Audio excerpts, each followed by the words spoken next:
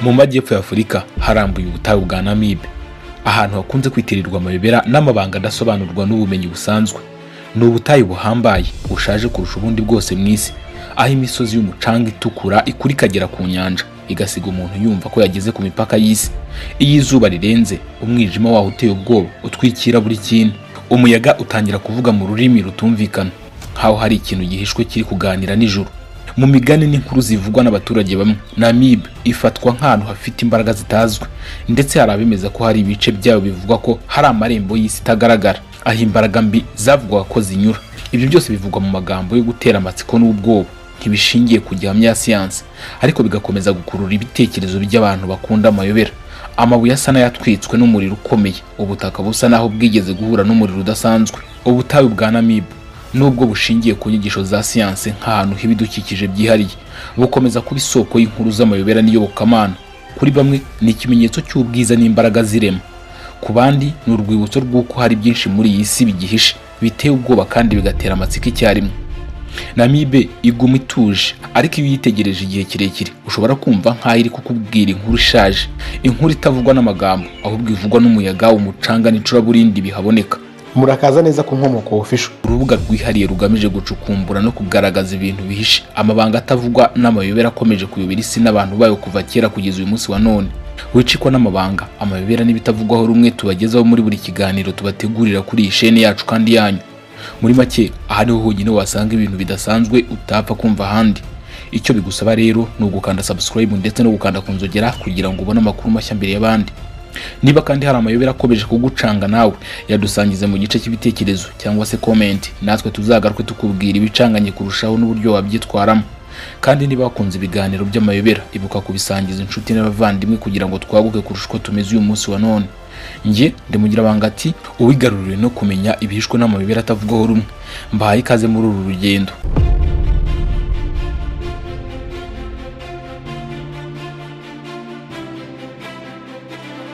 Mu butayu bukonje bw'umutuku, aho nta muntu n'umwe uhaba, nta giti gikurirayo, nta karemangingo kahakurira na kamwe, hari agace benshi bavuga ko gashobora kuba ariho sekibi yihishe.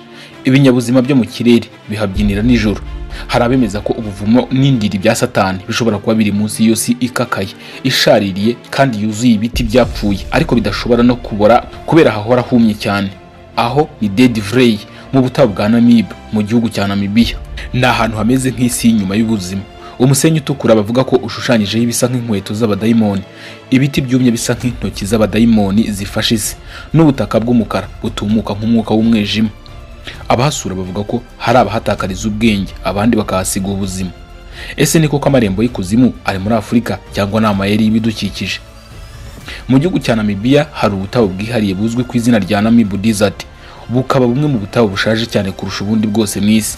Muri ubu butayu hari agace kahindutse igitangaza mu maso ya benshi, Deadvlei. Aha ni ahantu hatagerwaho n'ubuzima, hatwikiriwe n'umusenyi utukura, ibiti byapfuye ariko bikanga kugwa, maze byose bigatuma hahabwa izina ridasanzwe, amarembo y'ikuzimu. Dore impamvu hitwa amarembo y'ikuzimu. Icya mbere, hari ibiti byapfuye bimaze imyaka iri hagati y'900 n'igihumbi. Ibyo biti ntibyaguye cyangwa ngo bishenguke, kubera ko ari ahantu humye cyane, dry clay pan. Ibitare bihaboneka no kubura amazi, ibyo biti byatumye bidashira. Icya kabiri ni isura idasanzwe iteye ubwoba y'aha hantu. Ubutaka bw'umukara, ibiti bipfuye bipfukiranywe n'umukungugu utukura cyane, n'ikirere gitukura cyangwa kijimye cyane bitewe n'izuba, bigatanga ishusho isa nk'iy'ahantu hadatuwe n'abantu, nk'ari inyuma y'isi. Icya gatatu ni ubutayu bwa Namib, bumwe mu butayu bushaje kurusha ubundi ku isi. Ni ubutayu bwa Namib buba bugizwe n'imisozi y'umusenyi muremure cyane, nko ku misozi ya Big Daddy hafi ya Deadvlei. Bimwe mu bishushanyije ku mucanga w'ubutayu, bamwe bemera ko ari ibirenge by'Imana, abandi bakavuga ko ari inziga zakozwe n'imbyino z'ibisa n'abantu byo mu kirere. Ariko nta muntu urabasha gusobanura ibya za miliyoni z'inziga z'amayobera ziri muri ubu butayu.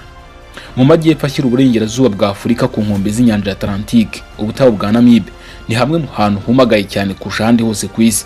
Namib bisobanuye ahantu hatari ikintu na kimwe mu rurimi rwaho rwa Namba. Ahantu hameze nko ku mubumbe wa Marisi. Hari amabimba manini cyane y'umucanga wo mu butayu, imisozi y'ibitare n'imirambi y'amabuye. ni ubutayu bwa kilometero kari 1081 bukora ku bihugu bitatu. Mu myaka miliyoni 55 ibarwa ko bumaze, Namib ifatwa nk'ubutayu bumaze imyaka myinshi kurusha ubundi bwose ku isi. Ubutayu bwa Sahara bibarwa ko bumaze imyaka hagati ya miliyoni 2 na 7 gusa. Mu gihe cy'impeshyi ubushyuhe busanzwe buba buri hagati ya °C 45, mu gihe ijoro rikonja bikomeye cyane. Ni hamwe mu hantu hafatwa nk'ahadashobora na busa guturwa kuri uyu mubumbe. Nyamara uko imyaka yagiye ishira, hari amoko y'ibinyabuzima yahagize imuhira, maze bituma haboneka ibintu by'imiterere idasanzwe n'ubu abahanga batarasobanukirwa. Ubutayu bwa Namib bufite uburebure burenga kilometero 2000 kuva mu majyepfo ya Angola ugaca muri Namibia kugera mu majyaruguru ya Afurika y'Epfo. Ku mwaro w'inyanja muri Namibia hari ahareshya na kilometero 160, aho ubu butayu bugarukira neza ku nkombe z'inyanja. Ishusho y'iri huriro ni umwihariko kandi n'urukerereza abagenzi, iboneka nk'igitangaza kitari henshi ku isi. Ibice byumagaye cyane bya Namib bigira igipimo rusange cy'imvura milimetero 2 gusa ku mwaka. Hashobora kandi gushira n'imyaka nta na gake kaguye. Ariko mu kuboneka kudasanzwe, inyamaswa nk'impyisi, ingwe, inyoni za ostrich, imparage, impara n'ingeragere zaremye uburyo zibasha kuba muri ubu buzima bukomeye cyane bwo muri ubu butayu. Ostrich zizamura ubushyuhe bw'umubiri wazo kugira ngo zigabanye uko zitakaza amazi. Imparage zo mu misozi yaho zibasha kurira, naho ingeragere zaho zishobora kumara ibyumweru zitanyoye amazi kubera kurya ibimera biyafite nk'imizi n'ingeri z'ibimera. Hamwe mu hantu hakarishye cyane muri ubu butayu bw'intaturwa bwa Namib, n'ahantu hareshya na kilometero 500. Hari amabimba manini y'umucanga n'amato yatawe kera cyane ku nkengero z'inyanja ya Atlantique, hazwi cyane nka Skeleton Coast. Aha hahera mu majyepfo ya Angola kugeza hagati muri Namibia. Izina ryaho riva ku bisigazwa byinshi by'amagufa y'amafi ya rutura azwi nka baleine, ari aho ku mwaro hamwe n'amato hafi 1000 yatawe kera cyane, byose bihamaze imyaka amagana. Aka gace ka Skeleton Coast gakunze kuba kabuditse ibicu bitsitsi biva ku mivumbi konje y'inyanja ya Atlantique izigasekurana n'umwuka ushyushye uvuye mu butayu bwa Namib.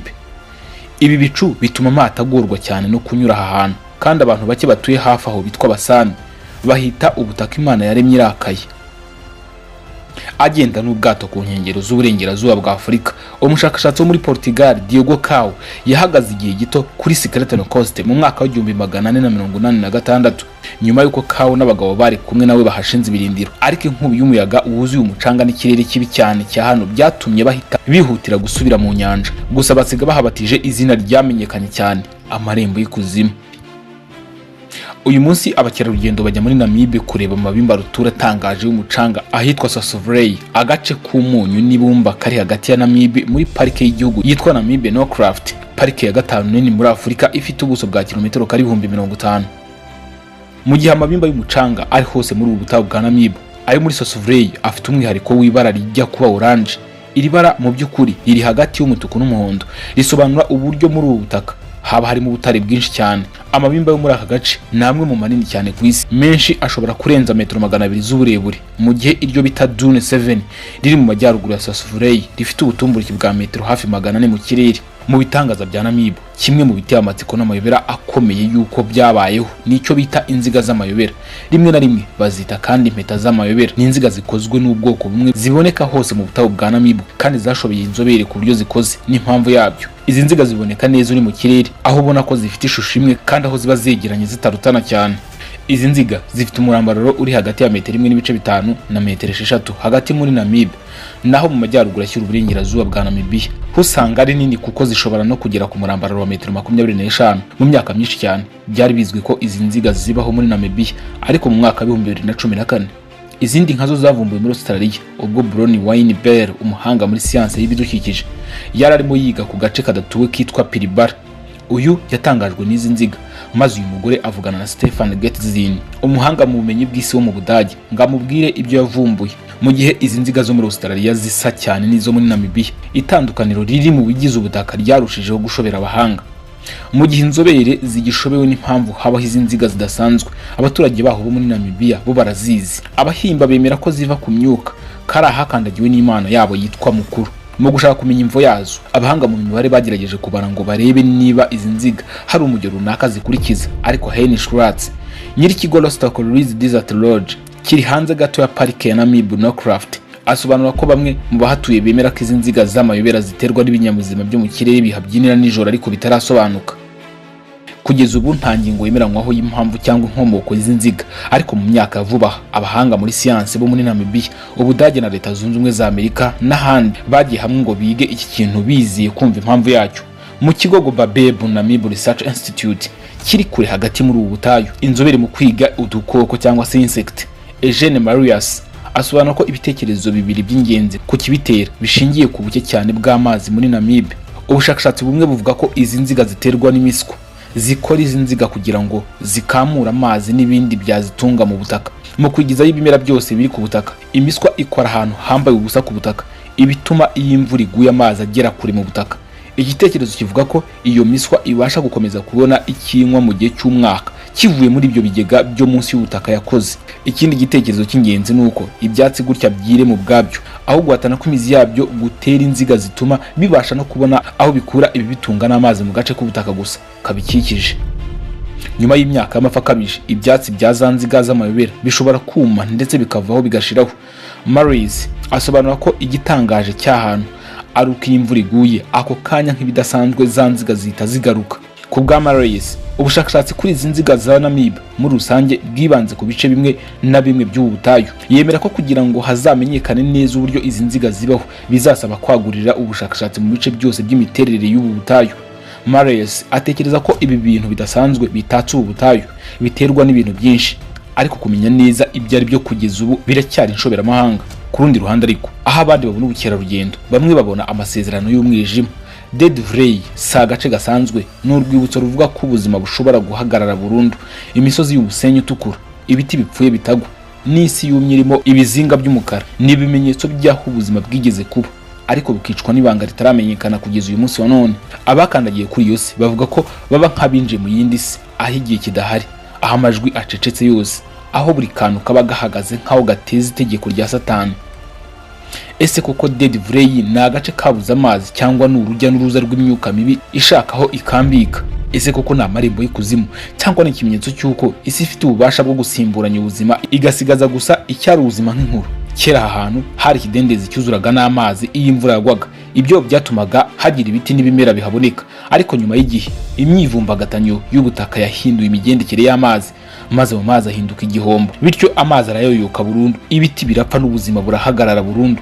Ibimenyetso byerekana ikuzimu muri Deadvlei bimwe twagiye tubigarukaho, ariko Deadvlei itwikiriwe n'ubutaka bw'umukara bugizwe n'amazuku yumye yahoze ari ikidendezi, bukaba bukikijwe n'imisozi minini y'umusenyi utukura cyane uzwi nka Big Daddy Dune, umwe mu misozi y'umusenyi muremure ku isi. Ibi biremamo ishusho y'ahantu hadatuwe n'abantu kandi hagaragara nk'ahagenewe imbaraga z'umwijima cyangwa imyuka mibi. Mu buryo busanzwe aho hantu nta mazi yaboneka, nta bimera, nta nyamaswa, ndetse nta n'inyoni zikunda kuhagwa, n'izihaba ziri hafi yaho. Kuva amazi yahagarara nta buzima bukiharangwa. Ibi nabyo bituma abahasura bagira ubwoba cyangwa bati ni ikuzimu, ni amarembo y'ikuzimu. Bamwe mu baturage ba kera bo muri ako gace babonaga aho hantu nk'ahantu hatagatifu cyangwa ahantu hahurira imyuka.